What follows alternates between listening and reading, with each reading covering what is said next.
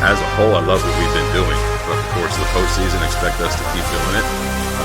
But again, man, it's a tough task every night against these starters.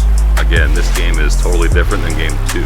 We're not worried about Yamamoto. I don't think he's pitching today, so I hope he's not. But it's totally different every single day. I'm trying to just go into it like it is any other game. Obviously, it's the World Series for my hometown team, and it's awesome. But I think for me, it's very sentimental and amazing. But I think that's kind of something I'll look back on more and focus on and really feel the feelings of it maybe when this is all done. But I'm just trying to go to work and do well. We know Scherzer from years past, and we have to know that he's going to come in and compete and make pitches, and we got to have a good game plan and execute and play sound baseball, and then everything will take care of itself.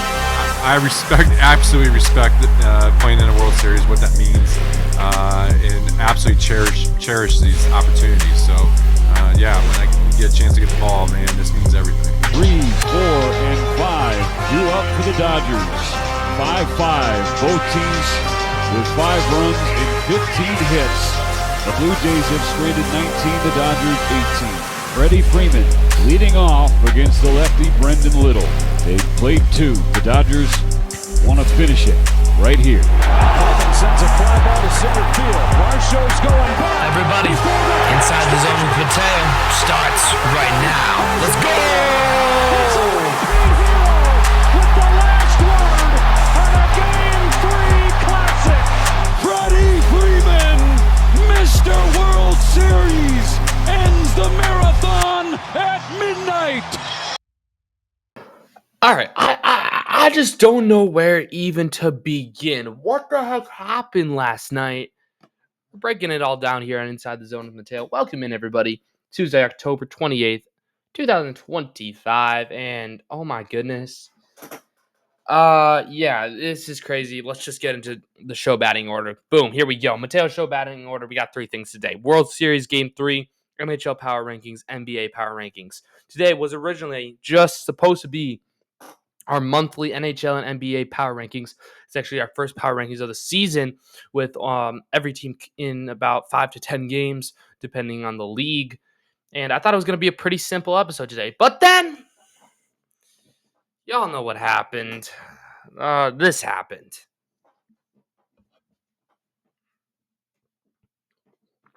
Yeah, that happened. So, we're going to talk about it because, why not? Because this was probably one of the best World Series games in MLB history. You have the Dodgers and the Blue Jays playing 18 innings. That's 2 games. 2 games in the span. In the span of this many hours, 6 hours, I believe, was the final 6:40. Yeah, 6 hours, 39 minutes was the exact time for 52,000 fans in Dodger Stadium to watch that. It was insane. And let's just kind of get you caught up to see what the heck happened here. We're going to go inning by inning, basically, giving you all the scoring summaries, etc., etc., etc. So, bottom of the second inning was the first score, and that was for the L.A. Dodgers. Teoscar Hernandez homers, his 5th of the postseason, gave the Dodgers a 1-0 lead.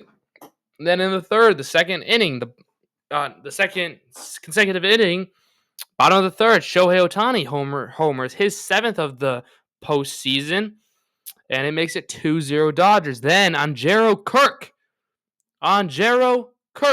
of the Toronto Blue Jays homers his 5th homer of the postseason to score a 3-run homer. So Vladimir Guerrero scores and Bo Bichette scores, making it the first lead of the day for the Toronto Blue Jays.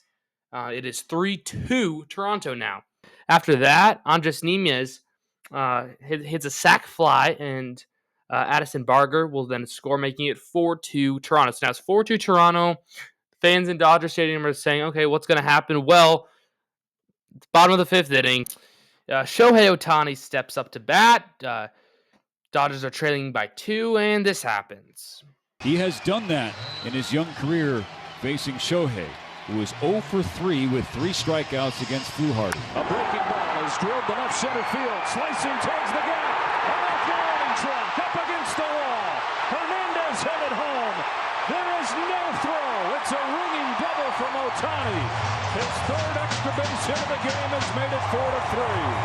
RBI double Shohei Ohtani.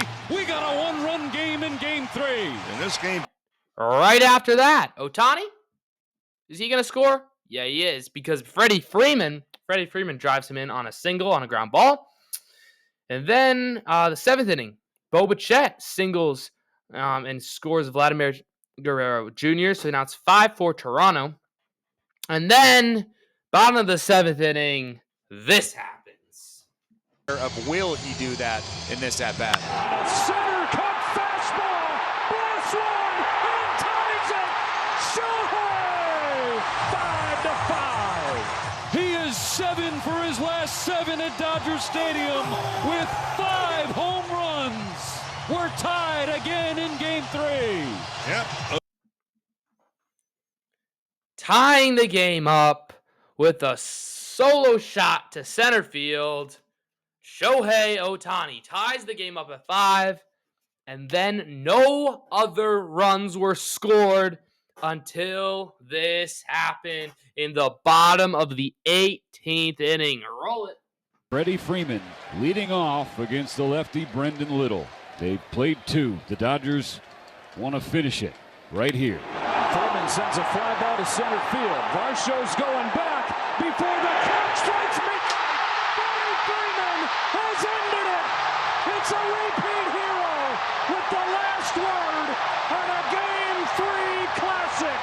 Freddie Freeman, Mr. World Series, ends the marathon at midnight.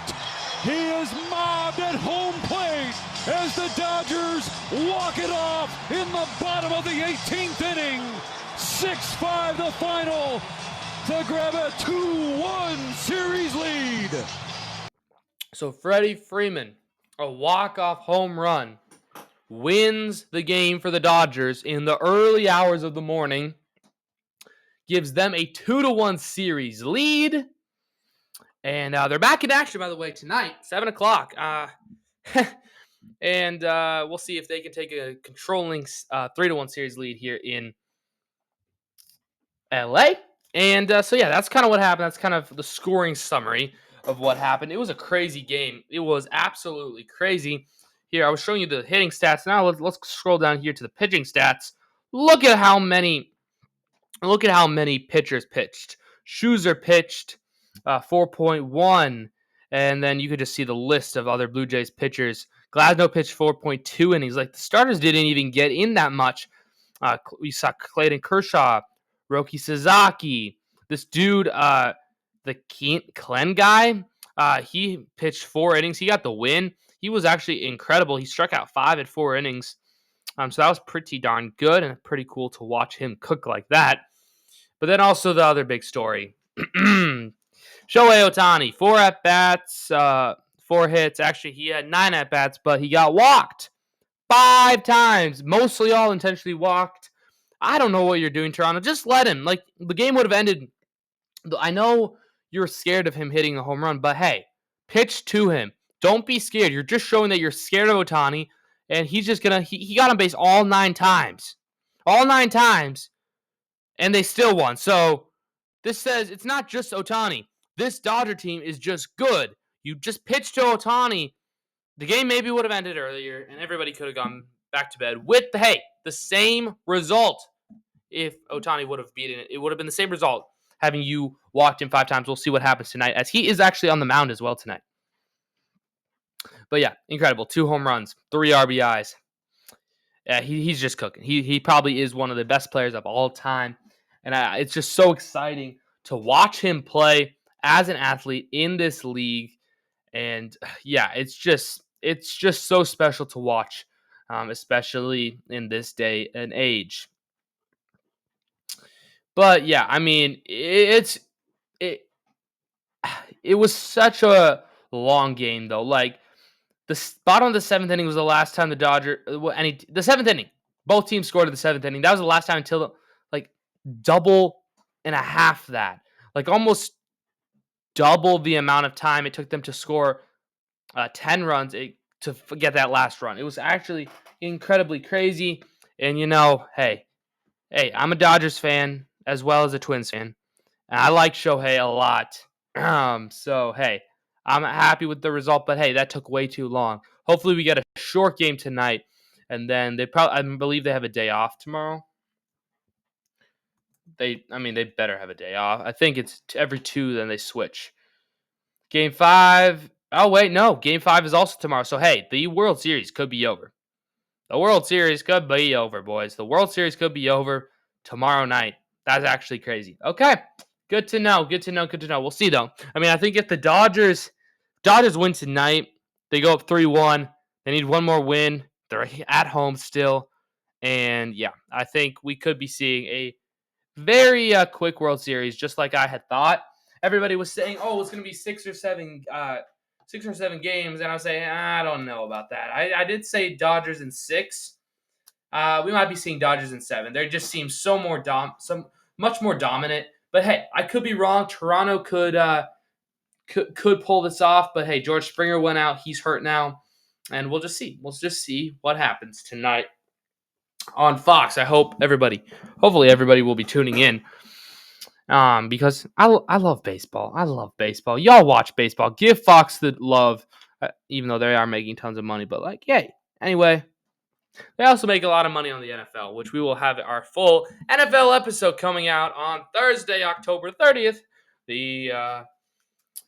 As we start week 9 of the NFL, I believe. It's crazy. We are now officially halfway through the NFL season, and telling you, things I learned from this week is going to be interesting. So hey, make sure you turn that notification bell on so you never miss that episode or any other episodes. And while you're at it, if you aren't already, hit that like button, hit that subscribe button, because we're trying to grow our channel to 100 plus subscribers. And I'd appreciate the heck out of y'all if you would do that. So yeah, I could ramble on Ohtani of how good he is, et cetera, but I just don't feel like doing that right now. I'm tired. I watched all 18 innings. I had school today. I had other things today. I'm tired, so I'm just gonna get cut to the chase. Dodgers are a good team. It was a heck of a game. You can watch other people talk about it for hours if you want, but I'm not going to be one of those people. As now we are going to go to why I'm really even filming this episode at all. What I originally had even scheduled for this episode, it's our monthly power rankings for the NHL and the NBA. So that is what we're going to be doing today. It's going to be like our NFL power rankings. We're going to, instead of doing it every week though, because it's a long season, we do it every month. And don't know why my screen is hold on. Here, let me just show you. Let me show you the NHL one, for instance. Here it is. And this is all, I'll probably edit these tiers by as we get our way through. But right now it's just kind of how their start of the season has been, because we're only about 10 games in, 5 games in, or 3 games in for the NBA. But once we get into more fluent and getting more in depth into the season, we will expand on these categories. But it's just right now: best start, pretty good start, a good start, an okay start, and an awful start. Those are the 5 tiers we will be going through for the NHL. And then for the NBA, it's the exact same thing: best start, pretty good start, okay start, and awful start. So without further ado, let us go into our NHL Power Rankings. Our NHL Power Rankings. Not sponsored by anybody. Nope. No, sorry, Bob. Let me just pull up the NHL standings. I don't know why I didn't do that previously to starting this episode, but there we go. And let's go over here. And so let's start off with the Colorado Avalanche. The Colorado Avalanche are the first team in this tier list. And the Colorado Avalanche have a record of 5 wins, 1 loss, and 4 overtime losses. That is 14 points. Good for the second best team in the Central Division. And they've looked pretty good. And we know the Colorado Avalanche are pretty darn good. And with that start, they've only lost one game. They've gotten a lot of good points. I know they lost in like overtime and shootouts and stuff, but like they lost one game. In the 10 games they've played, they've only they've gotten 0 points in only one of those games. Very impressive. Very impressive. You got 14 points. You're 2 games back of the Utah Mammoth for first in our division. 10 like an eighth of the way into the season. And for me, that is one of the best starts in the league for me. And also now their record might not be as cool as like the 8-2 Mammoth or the 8-1 Devils. But you look at the points. Points are crucial here in the hockey world. And points level for the entire league, they are 4th best. Tied for 4th best. And, that says something. And we know Cale Makar, Nathan McKinnon, those guys are incredible. So you know what they can do. They have one of the best starts in the league. By the way, I do know, like, if you watch our NFL power rankings, I do them 1 through 32. I am not doing that, but for this right now, I might do it later on in the season. But we're just going based off the tiers. So in the first tier, the best start tier right now, the Colorado Avalanche. Another Central Division team is the Chicago Blackhawks. They have 10 points. They are 4-3-2, and they have a winning percentage of about .500. They've looked okay. They haven't looked amazing, but again, a .500 start is pretty darn good. And, I'm going to put them in the okay, though, because they are a little young. Connor Bedard is going to be good, but I'm still kind of trying to figure out what are they going to be like and stuff like that. I feel like if they can find a good goaltender, I know Spencer Knight's pretty good, but I feel like he has the potential to be a very good, solid backup. I think if you could find another, a good goaltender that can seal you some games, because I think that's what that team needs. And that's what a couple of these other teams need that I will talk about in a second. But yeah, the Chicago Blackhawks go in the okay category, which is the 4th best, the 2nd worst. Moving on, we got the Columbus Blue Jackets. The Columbus Blue Jackets have had an interesting season to start the year. They're 4-4, right at .500. And for this, I'm actually going to move up the Chicago Blackhawks because the Columbus Blue Jackets are basically the exact same record. But for me, Chicago's a better built team, and I think they have a better chance of making the playoffs rather than the Columbus Blue Jackets, who I've just not been impressed with at all. I know they beat my Minnesota Wild, who are awful, so that you can't say much about that. But yeah, Columbus Blue Jackets, they're at the okay tier for now. The Central Division is usually the most competitive division, but I'm moving Chicago back. I'm moving Chicago back. This Central Division is pretty bad. Let me just show you guys. Besides the Mammoth, Avalanche, Jets, I mean everybody's kind of close together, but here,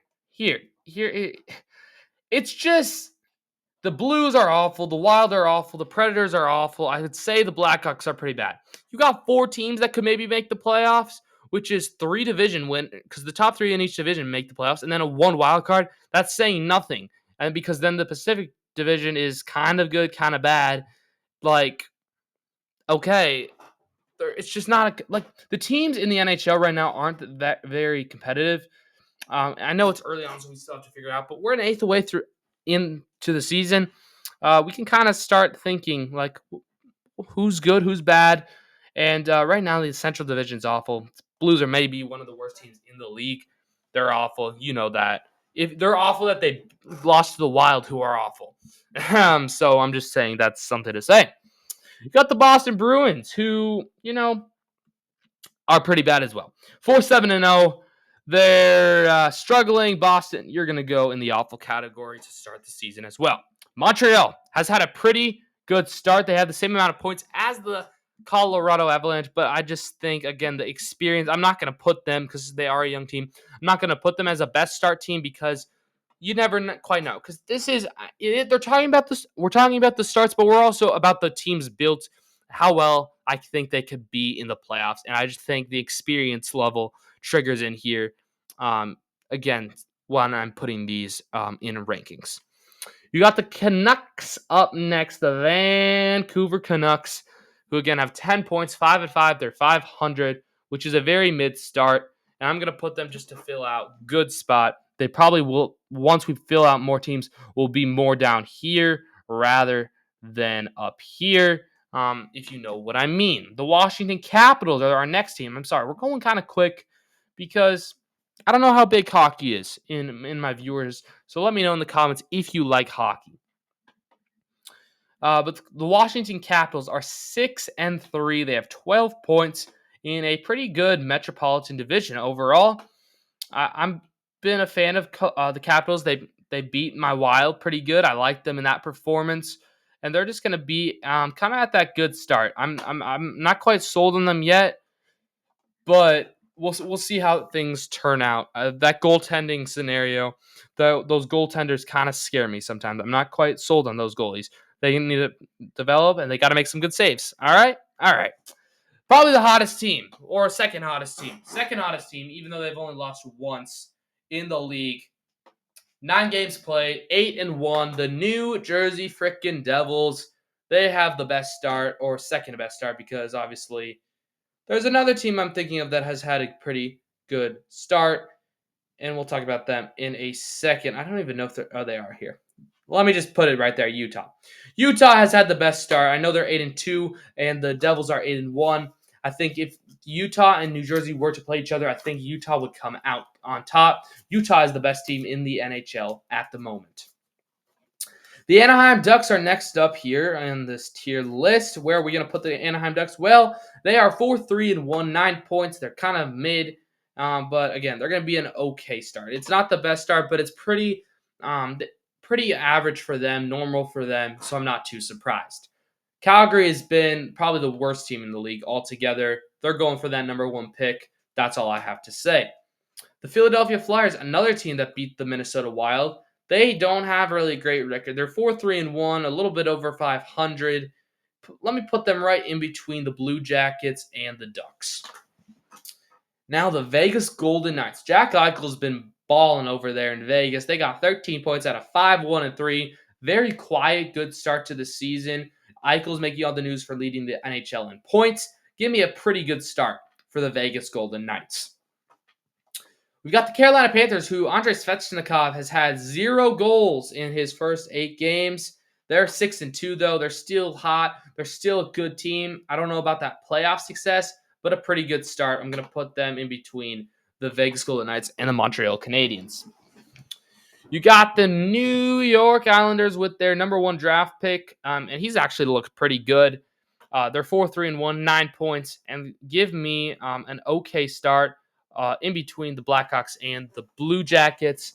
And I'm interested by this Islander team, especially because Sorokin can steal them games, and this is a common theme. In the NHL, you need a goalie who can steal you the games. The teams that are struggling is a lot because of their goaltending. We'll talk about that a little bit more in a little bit. A team that is not struggling because of their goaltending is the team that plays my Minnesota Wild tonight, the Winnipeg Jets, who are 6-3-0. They've had a pretty decent start. They're going to be right with Vegas in the pretty good start category. They've looked pretty good. I don't know if it's their number 1 team in the Western Conference like last year, but they look pretty good. It looks like they can compete, and I'm excited to see what happens. We'll see how they play against the Wild. I'm looking probably a 6-0 loss or something to Winnipeg. I think Hellebuck is going to steal some shots, and I think Hellebuck is proving to be still one of the best goaltenders right now. And that team is just kind of fun to watch in general, especially when they're not playing my Minnesota Wild, because they're probably our biggest rival. The LA Kings. The LA Kings are also a very interesting team. They are 4-3-3. They haven't had the success in the overtimes, as I feel like they're kind of getting robbed in overtime. They just can't win the faceoff, and then the teams score on them kind of right away. So give me a good start right in the middle for the LA Kings, because I can't really judge them based on those overtime losses. We got the Seattle Kraken, who have probably been one of the league's biggest surprises to start the league. In 9 games, you're 5-2-2. Easily could probably be 7-2, and then we'd be looking at this team and saying, "Wow, they're pretty good." Give me a pretty good category for the Seattle Kraken for starting the season here in 2025-2026. One of the most disappointing teams, on the other hand, has been the Tampa Bay Lightning. They're 3-4-2. I don't know what the heck is going on there. That's an okay start, but just because they're the Lightning, they're going to go ahead of all the teams because they are the Tampa Bay Lightning, who they won a lot of cups in the last previous years. That's all I'm going to say about that. The Toronto Maple Leafs have also been kind of disappointing. I know they lost Mitch Marner, but you still have Austin Matthews, you still have William Nylander. Your goaltending though is awful. It's atrocious. You're above the Tampa Bay Lightning by 1 point in your division, but I still don't think you're a better hockey team. You're going to go right there, just behind the Tampa Bay Lightning. Connor McDavid, what's going on, Connor? Connor, your team is okay. Your team is 4-4-2, 10 points. You're tied for 4th in your division. And hey, I can't say much about it. You're still the GOAT. You're a good start. It's a pretty average Oilers start. They always tend to start slow and then pick it up in the second half of the season.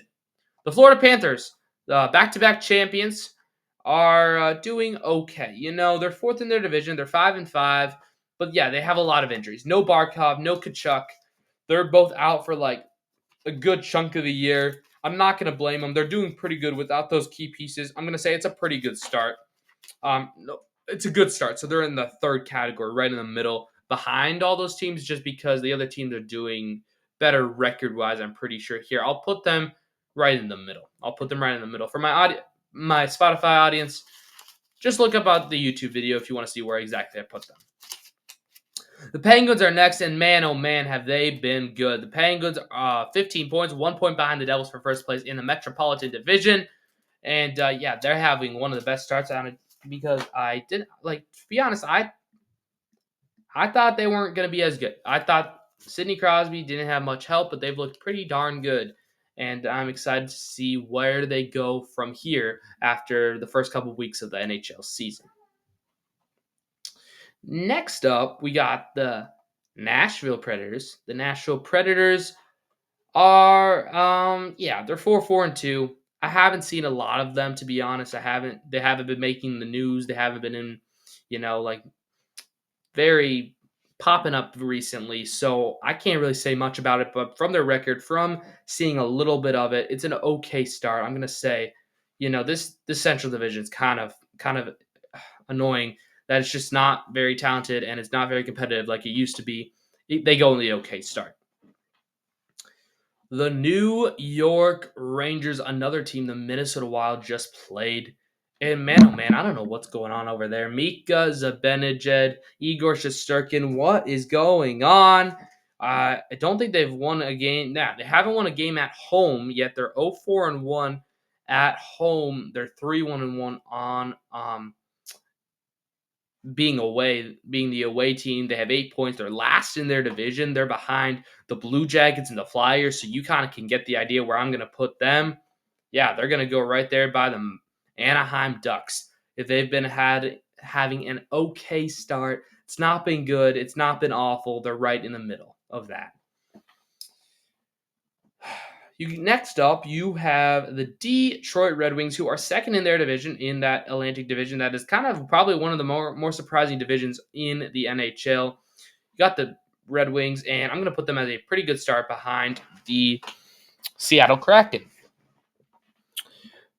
We got 5 teams left. We got the Sabres and the Ottawa Senators, who I'm going to kind of put together at the same. I know the Senators have a better record overall than the Sabres, but I see them as kind of the same team. They have good goaltending. They have 1 or 2 stars, but they're hurt. It's been an okay start for them. I'm going to put them at the good start. I do think they've had a good start. Thinking about where I had them initially going into the season, I thought they were going to be probably at least the Sabres were going to be a pretty bad team, but they've proven to be able to contend and compete with other opponents. The San Jose Sharks also have been able to compete with opponents. They've beat the Minnesota Wild recently. They beat a couple other teams. They have 2-5-2 record in 9 games. They have a minus 13 goal differential, which is one of the highest actually. So their case is they need goaltending, but they also have the good stars, young stars. So they have the cap space. So I wouldn't be surprised if they make a move sometime mid-November or December to maybe get a goalie in there so they can maybe try to compete in a not so competitive Western Conference. But for the San Jose Sharks, I'm going to keep you as an awful team though for now. Your record shows it. You've only won 2 games. I think you've won the least amount of games. Okay, you're tied with the Flames. You're tied with the Flames for the least amount of wins with 2 each, and then everybody else has more than 2 wins. So you deserve to be on that awful category. So yeah, you got 2 central teams left, 1 good, 1 bad. The Dallas Stars are a pretty good team. They've started off pretty good. You know, at a 5-3-1 record, 11 points, the Winnipeg Jets are above them, and I have the Winnipeg Jets as a pretty good start. I'm going to put them right next to the Winnipeg Jets in the pretty good start for now because I kind of see them also as the same thing. There's been a lot of random injuries that have happened in the NHL, which is kind of surprising to start the year with so many injuries. That's usually something that goes later on in the year. But their goaltending has been solid. They get some scoring, but we're going to see what happens as the season progresses. And finally, the last team to go into these power rankings are the Minnesota Wild, who are awful. The Minnesota Wild are awful. Let me tell you this now. I will gladly say that the Minnesota Wild are a bottom 3 team in the NHL. I don't care about record. I care about team performance. They are just not performing. Their goaltending has been awful. Their defense has been awful. Kaprizov is the only person that can score or give good enough passes for other teammates to score. And it's just kind of disappointing to see as a Minnesota Wild fan. So given all that, that is my first edition of my NHL Power Rankings for 2025-2026. We'll see what happens in a month's time at the end of November, where I'll do my next round of them. But to close today's episode, we will now go over to my first power rankings of the season for the NBA. I don't know if that worked, but we're just going to actually just go back over here, and we're going to do the same thing with the best start, pretty good start, okay start, and then the awful start here. Let's talk about the Atlanta Hawks right away because I do not know what's going on over there. Nickeil Alexander-Walker, you were doing well with the Minnesota Timberwolves. You're not doing well at all there with those with the Hawks, and the Hawks just have kind of been disappointing to start the year. I know most teams have only played about 3 games, so we're going to make this pretty quick. The Atlanta Hawks are 1-3. Given that, they have 1 win on the season. There are 3 undefeated teams. The Pelicans, the Nets, and the Pacers are the only undefeated teams. Everybody else has 1 or more. Given that, you're a pretty bad team. It's been a okay start for you. I'm going to say, though, an awful start because going into the season, I thought you were going to do pretty good. I just don't like the highlights that I'm seeing. Other teams are just scoring a lot of points on them. They don't seem to have much defense, and Trae Young has been very quiet. So they're going to start off as an awful start. We'll see what happens in a month's time. The Boston Celtics have 1 win, given that Jason Tatum is out. He is out for the year, most likely. Maybe get back around playoff time after that NBA Finals disaster last year, tearing his Achilles. It's such a long recovery time. But they were able to get 1 win on the season so far into 4 games. And I'm not going to say it's an awful start because they don't have Tatum. And I'm going to say it's an okay start. Yes, Jaylen Brown needs to be better. But I think they're just trying to figure out here how to play without Tatum because Tatum is a superstar. They got to figure it out. The Brooklyn Nets are 1 of 3 undefeated teams. They're going to go in the awful start category. I don't have to say much about that. Probably the worst team in the NBA. Next up, we got the Charlotte Hornets. The Charlotte Hornets are 2-1. They have looked pretty good overall to start the NBA season in this first week. and give me a solid good start for the Charlotte Hornets. That young group built around LaMelo has been fun to watch. The Chicago Bulls have also kind of been fun to watch. Surprisingly, they are undefeated. I don't know how the heck that happened, but they are the number one team in the Eastern Conference at 3-0. Don't ask me how. The Chicago Bulls, that's a good start. That's a pretty darn good start. You're going to be in that pretty good start category to start the year. Congratulations. I don't know if you're going to be if we're going to see you in that tier ever again, but hey, enjoy it for now. The Cleveland Cavaliers, also 3-1. I feel like to get that first loss out of the way is so important to make sure you don't get cocky, and it's good to get it done early on, and that's what the Cleveland Cavaliers did. Even though they are hurt, most of their starters actually are hurt. They are still managing to pull out these wins, showing why they won so many games last year. And I'm excited to see this team, especially when they come back to full health. But given the 3-1 start, given that they are without a couple key pieces, give me a pretty good start for them right next to the Chicago Bulls. The Dallas Mavericks have probably been very, very, very disappointing for me. Cooper Flag, what's going on? I don't know why you're playing the point guard position, but 2 points last game. Just not really. I'm not seeing enough from this Mavericks team, the 1-3 Mavericks, to start the year. I feel like they're not a threat right now compared to the other teams right now. But hey, it's early, I know. But for me, it's gonna start, and it's gonna start as an awful start. It's very disappointing for me. They're gonna be the worst, like the most awful, like most disappointing team. We finally got there. The Mavericks. I think they could make the Western Conference Finals, maybe even the finals. But if they play like this, that's not going to happen, and so they're going to have an awful start to the season. A team that does not have an awful start to the season are the Denver Nuggets, who just kind of squashed the Minnesota Timberwolves last night.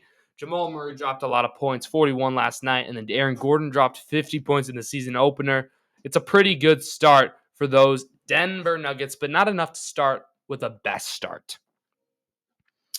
Coming up next, we got the Detroit Pistons, a team that's actually been really quiet at 2-2. They're right at 500, and they're going to go at the good start. Right at 500. I can't say much good, can't say much bad. That's kind of where we're sitting right now. The Golden State Warriors. The Golden State Warriors and Steph Curry are proving to be a legit contender if they continue to play like this. They are 3-1, and they are probably having one of the best starts in the NBA right now. Golden State, you're the first team to have a best start as we're going through these power rankings. Kevin Durant and the Houston Rockets are 1-2. I can't say much about this. I think you played the game opening night against the OKC Thunder that you probably could have won. I think it's a okay start for you, and we're going to stay right there. The second team that does not have a winning record yet are the Indiana Pacers. They are going to go on the awful start. And actually, I'm going to put them closer to the Mavericks because this team went to the NBA Finals last year. And yes, I know Tyrese Halliburton is out for a long time, but you still have Pascal Siakam, you still have Obi Toppin, you still have other players. You brought in Miles Turner. You should be able to be at least right at 500, but you're 0-4, 0-5. I just don't like that for the Pacers. You have an awful start to the start of the NBA season. The Los Angeles Clippers, the old team, is doing pretty good. They're 2-1, and I can't say much about them either. Can't say much good stuff, can't say much bad stuff. They're going to be with the Charlotte Hornets as just a mid-start, a good start, and I want to see more from them to see how they're going to. I feel like as the season progresses, this team is going to be interesting to watch because they are so old, to see how their bodies handle it. Interesting to see if they get tired or if they're still in enough shape at 40 years old playing with all these young guys. It's going to be interesting to see. A team that's also very interesting to see, especially without their two stars, no Luka, no LeBron, are the Lakers. And the Lakers are 2-2. No LeBron for 8 weeks, no Luka for 2. It's a pretty good start for the Lakers. They looked pretty darn good. Luka looks in shape. and they have a pretty good start in this NBA season. The Memphis Grizzlies, like, why? Why are they still a team? I don't know. John Morant might get traded. I have no idea what is going on over there. But Memphis kind of, I'm not going to say you're an awful start because I do have some respect for you. But Memphis, get it together because you might be an awful start by the end of the next month. Miami Heat are the next team we will talk about, and they're 2-1. I know a lot of teams have the same records, but given off what I've seen, Miami has a pretty good start right there with the Detroit Pistons and the Hornets and the Clippers. The Bucks looks like you want to try to keep Giannis around as much as possible. You're 2-1. You have a good start, and this is what exactly you needed to do to make sure Giannis stays happy with you.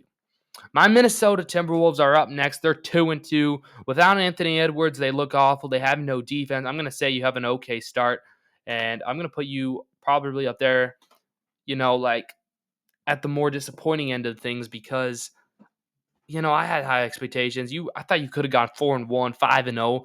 I know Ant gets hurt, but even with Ant, you lose to the Lakers. We have no defense. I'll talk about it more some other time.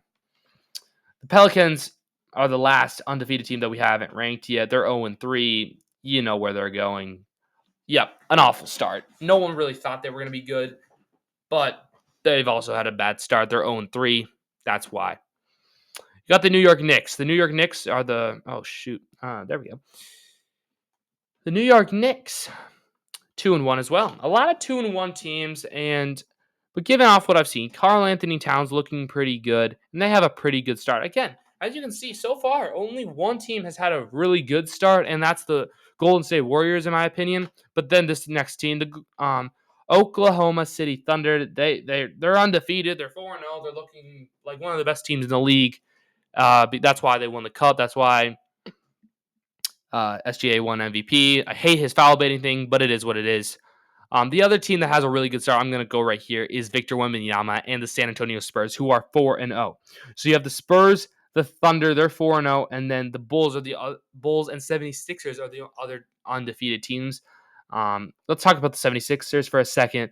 VJ Edgecombe, bro, he looks insane. He looks better than Cooper Flag right now. And Philly turns this all around. Tyrese Maxey's going crazy. They're a best start team. And I think those are the four teams that have had the best start. And I think the rest of these teams are going to be below there. So I'm saying Golden State, OKC, San Antonio, and Philadelphia have had the best starts to the NBA season so far. The Orlando Magic are 1-3. It's been an okay start. I wasn't really expecting much from you. You're going to be right there.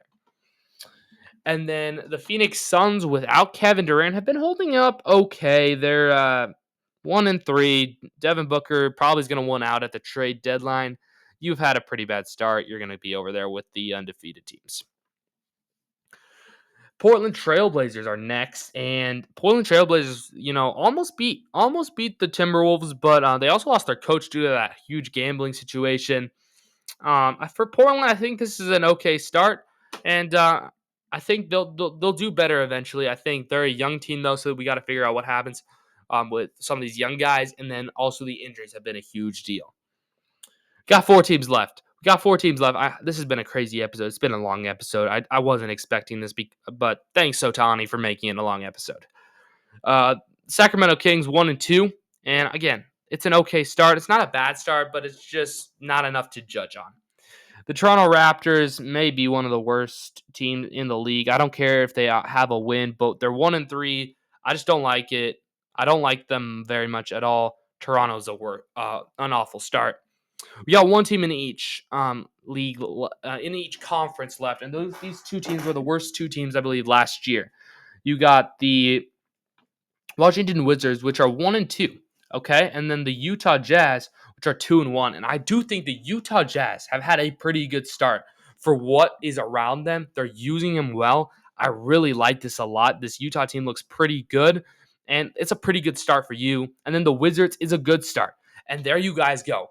There is my first NBA power rankings of the season. We'll be back next month with our next month of NHL and NBA power rankings, which I think it should be pretty fun to do. And, I don't know why this thing is not loading, But that, I think, is going to do it for today's episode. I hope you enjoyed it. If you disagree or agree with any of my, takes or anything, let me know in the comments below.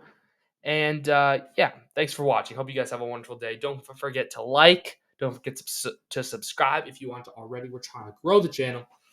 And yeah, let me know what you think in the comments down below. Hope you guys have a wonderful day. Do not forget to keep God first because He's the most important thing in your lives. And yeah, have a wonderful day, everybody. Peace out.